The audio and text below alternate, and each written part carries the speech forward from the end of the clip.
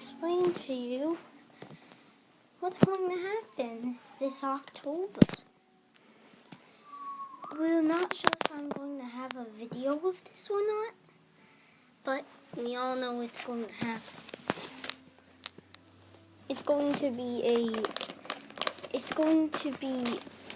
passing through the descending node, which is a very special event. Sorry that my voice is a bit strange today. My throat isn't very clear.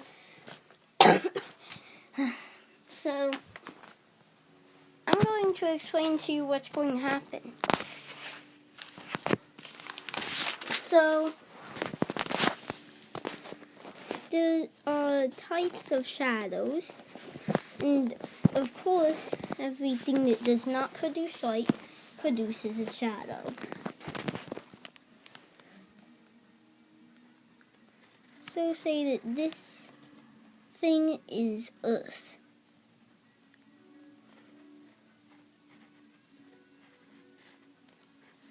I know I'm not very good at drawing when I'm in a rush. So say that there's Earth. Now, there is a little shadow coming off of the Earth. And the moon is going to pass through it. Directly through it. It's not going to be on a 5-degree angle of it, as it is most months. It happens just about every half a year that it passes through a node. And in April, you might have seen videos about the April 15 blood moon. That was when it was going through the ascending node. Now it's going through the descending node, the second blood moon. And so the moon is going to pass through the shadow.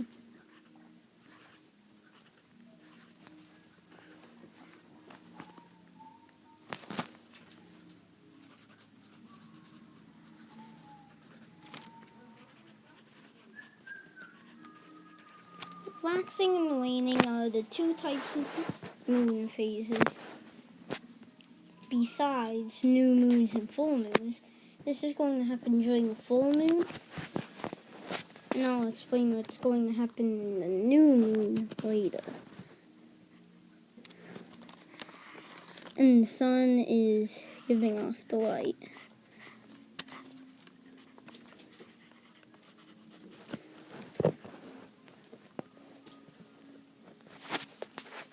And also, let's get out of the orangish red crayon.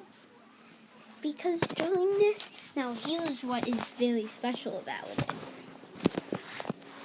When it is in the center of the shadow, or if you're an expert, it's called the umbra, it will appear to be red.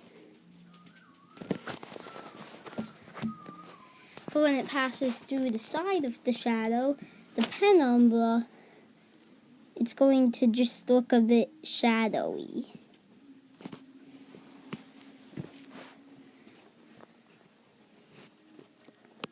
It's because of dust particles in the Earth's atmosphere. But eventually, it'll get to the other side. Then what will happen? Okay. So, let's make another sun.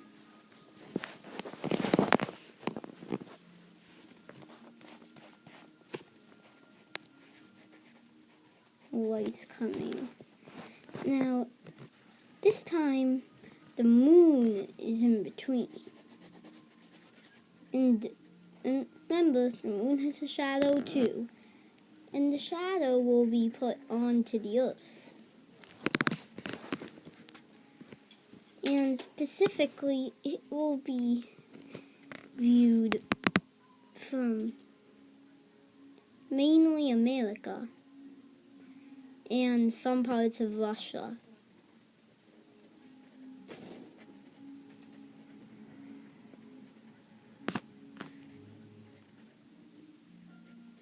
I know I'm not very good at drawing the world.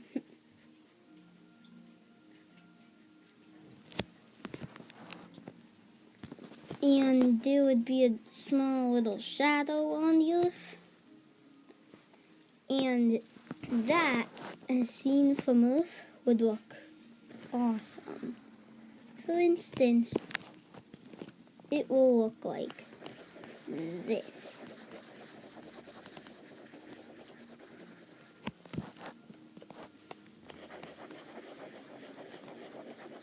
And this is from the maximum point. The bright part is the sun, and the darker part is the moon. The moon will be covering the sun. Although, from where we are, we wouldn't really see much of an effect. We would only see about that much covered, but it's still cool. And if you live near places like Pennsylvania, it's going to happen at just around 6 p.m. Like after 5:30. But it's before 6:05. The sun will be down by then. And you can only see them during the daytime.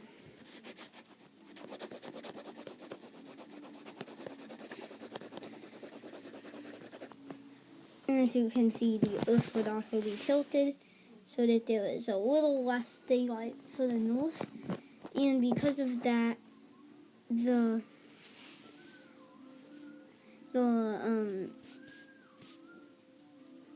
umbra of the moon's shadow, yes, the moon has an umbra too, would also miss her. As you can see, it would be a bit off. So, this is a no-no.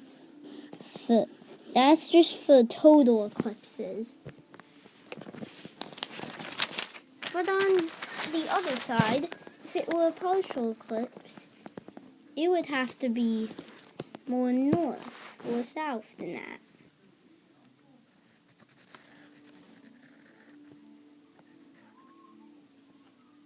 So, say that it was either fall or winter. Whatever season has not that much daylight for the northern hemisphere.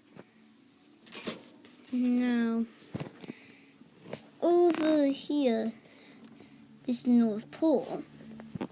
As you can see, it's nighttime. And so as I said, shadows can only be casted on dark places. So the umbra would miss the Earth, creating an effect that's kind of like this.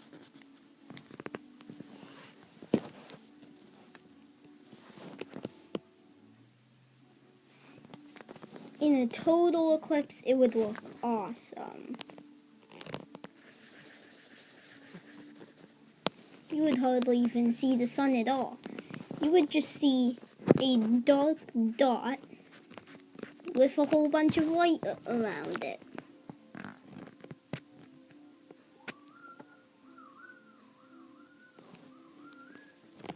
Annular eclipses are similar, except it's like a ring of fire. A lot of people, well, that's an annular. As you can see, there's a ring around the moon. Now, many people mistake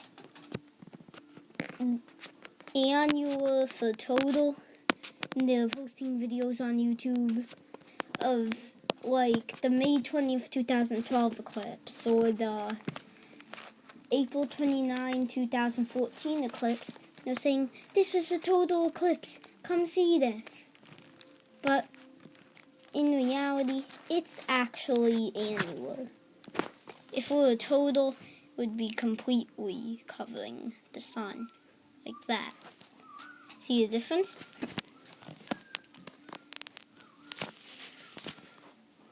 So, and here are the dates.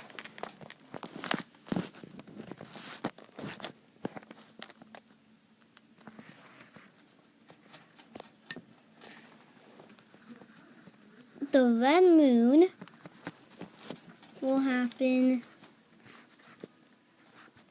on October 8, 2014.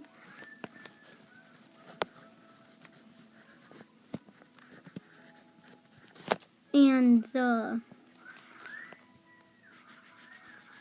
sun cover, the solar eclipse, will happen on October 23rd, 2014.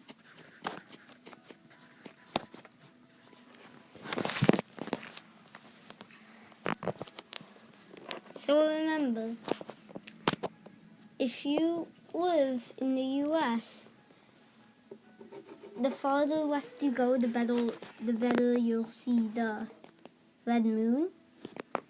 And if you're more to the east of the U.S., you're going to see it more in the morning time.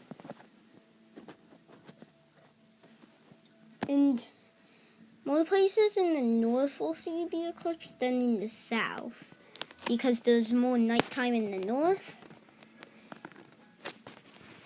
So, and less places will see the solar eclipse because there is less daylight in the north. Okay?